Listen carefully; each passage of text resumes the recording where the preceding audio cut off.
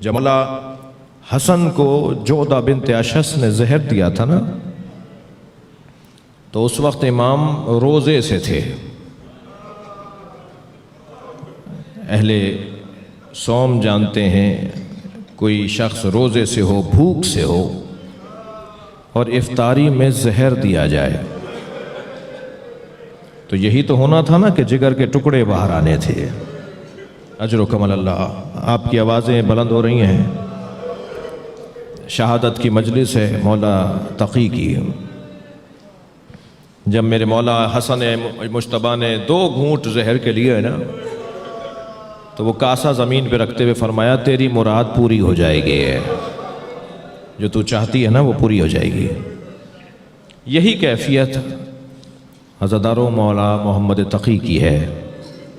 امام کو زہر دیا ہے زوجہ نے، اور امام کم سن ترین امام 28 سال میں شہید ہو رہے ہیں. کم سن ترین امام ان سے کم عمر کوئی امام شہید نہیں ہوا. اور مولا کو جب شہید کر دیا گیا تو امام علی نقی نے غسل و کفن دیا، اور غسل و کفن دے کر جب جنازہ اٹھا تو جنازے میں ایک بڑی تعداد تھی جو شریک تھی، مگر چاہنے والوں نے دیکھا کہ امام علی نقی کی آنکھوں میں آنسو ہیں جو رک نہیں رہے. تو ایک چاہنے والے نے بڑھ کر کہا مولا آپ صابر امام ہیں. تو فرمایا میں اپنے بابا کے جنازے پہ اس لیے رو رہا ہوں کہ ایک جنازہ کربلا میں 3 دن بے گور و کفن رہا، کوئی نہ تھا جو میرے جد حسین کے جنازے کو دفناتا. اجرکم اللہ. آپ کی آوازیں بلند ہیں، اللہ آپ کو اس کا اجر و ثواب عطا فرمائے. امام محمد تقی کے جنازے میں لوگ شریک تھے، انہیں قبر کے حوالے کیا گیا. آج مزار ہے کاظمین میں مولا تقی کا، لیکن عزادارو سلام ہو اس بیٹے پر جو بابا کے جنازے پر آیا ہے اور جنازہ پہچانا نہیں جا رہا ہے. میرے مولا حسین پر اتنے گھوڑے دوڑائے گئے. اجرکم اللہ، اجرکم اللہ. خدا کسی غم میں نہ رلائے سوائے غم اہل بیت میں رونے رلانے والوں میں قرار دے. چلیے کچھ دیر کے لیے کربلا چلیے.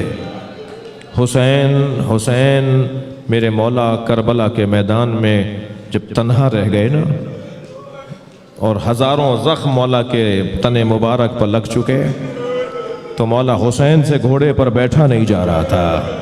کبھی دائیں گرتے تھے تو زین کو سنبھل کر زین کو پکڑ کے سنبھلتے تھے، کبھی بائیں گرتے تھے تو زین کو پکڑ کے سنبھل جاتے تھے. اس کیفیت میں حسین ابن علی ہیں.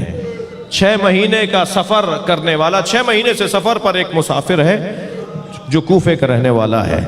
جب وہ کوفے میں داخل ہوا تو اس نے کیا دیکھا کہ بازار بند ہیں، دکانیں بند ہیں، کوئی مرد نظر نہیں آ رہا. سوچنے لگا کوفے والے کہاں چلے گئے، کوئی طاعون آ گیا، کوئی بیماری آ گئی. سوچتے ہوئے گھر میں داخل ہوا تو بیٹی نے بڑھ کر استقبال کیا. پہلا سوال بیٹی سے کہا بیٹا یہ کوفے والے کہاں چلے گئے؟ کہا بابا آپ بھی جلدی واپس جائیے، اس لیے کہ قریب ہی ایک بیابان ہے جسے کرب و بلا کہتے ہیں، وہاں ایک باغی نے خروج کیا ہے، اور حاکم کا اعلان یہ ہے کہ اگر کوئی اسے مارنے نہ گیا تو اسے گرفتار کر لیا جائے گا، اسے سزا دی جائے گی. کہیں بابا مخبری نہ ہو جائے کہ آپ کربلا نہیں گئے باغی کو مارنے. عبداللہ ابن عفیف ازدی کہتا ہے مجھے سمجھ میں نہیں آیا کہ یہ کون ہے، کون باغی ہے جسے مارنے کے لیے ایسے لے جایا جا رہا ہے. مگر مجھے اپنی جان عزیز تھی، مجھے اپنا گھرانہ عزیز تھا. میں دوبارہ گھوڑا تیار کر کے نکلنے لگا تو بیٹی نے رخصت کرتے کہا بابا جنگ پر جا رہے ہیں اور جنگوں میں مال غنیمت بھی ملتا ہے. بابا مال غنیمت میں اگر یمنی پتھر مل جائیں تو میرے لیے لے آئیے گا، میں اپنے گلے کا ہار بنانا چاہتی ہوں، میں زیورات بنانا چاہتی ہوں. عبداللہ کہتا ہے میں گھوڑے پہ بیٹھ کے روانہ ہوا. جب میں کوفے سے نکلا تو ایک علیحدہ تاریخ تھی، لیکن جب کربلا پہنچا تو عصر عاشور تھا، عاشور کا دن تھا اور عصر کا وقت تھا. میں جب کوفے سے کربلا پہنچا اور عاشور کے دن پہنچا تو میں نے دیکھا کہ ہزاروں کا لشکر ہے جو ایک شخص کو مارنا چاہتا ہے، اور وہ شخص تنہا ہو چکا ہے، اس کے سارے آوان و انصار مارے جا چکے ہیں. اس کی کیفیت یہ ہے کہ اس کا امامہ کھل کے گردن میں آ گیا ہے، اس کے بدن پر سینکڑوں زخم لگ چکے ہیں، مگر اس کا روب اتنا ہے، اس کا جلال ایسا ہے، وہ جہاں گھوڑا موڑتا ہے فوجیں بھاگنے لگتی ہیں. میں نے ایک بھاگتے ہوئے سپاہی سے پوچھا تم اس سے ڈرتے کیوں ہو؟ یہ تو اکیلا ہے، تم اس سے ڈرتے کیوں ہو؟ تو وہ کہنے لگا تمہیں نہیں پتا اس کے ایک بھائی کا نام عباس ہے۔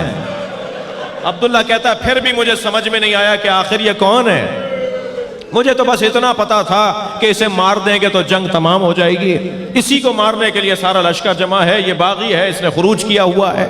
عبداللہ کہتا ہے میں نے اپنا گھوڑا ان کے گھوڑے کے پیچھے لگایا، وہ آگے جا رہے تھے، میں آہستہ آہستہ ان کے قریب ہوتا چلا گیا، چند ذراع کا فاصلہ رہ گیا تھا، چند ہاتھوں کا فاصلہ رہ گیا تھا، میں نے دیکھا ان کا گھوڑا آگے ہے اور میں پیچھے ہوں، مجھے محسوس ہوا کہ میں حملہ کر کے انہیں مار سکتا ہوں، میں نے جیسے ہی تلوار نکال کے ارادہ کیا کہ گھوڑے کو ایڑ لگاؤں، انہوں نے مڑ کر مجھے دیکھا اور کہا عبداللہ قریب آؤ۔ میرے ہاتھ پیر کانپنے لگے، یہ کون ہے جو میرے نام سے مجھے پکارتے ہیں؟ میں رک گیا تو پھر آواز آئی عبداللہ قریب آؤ۔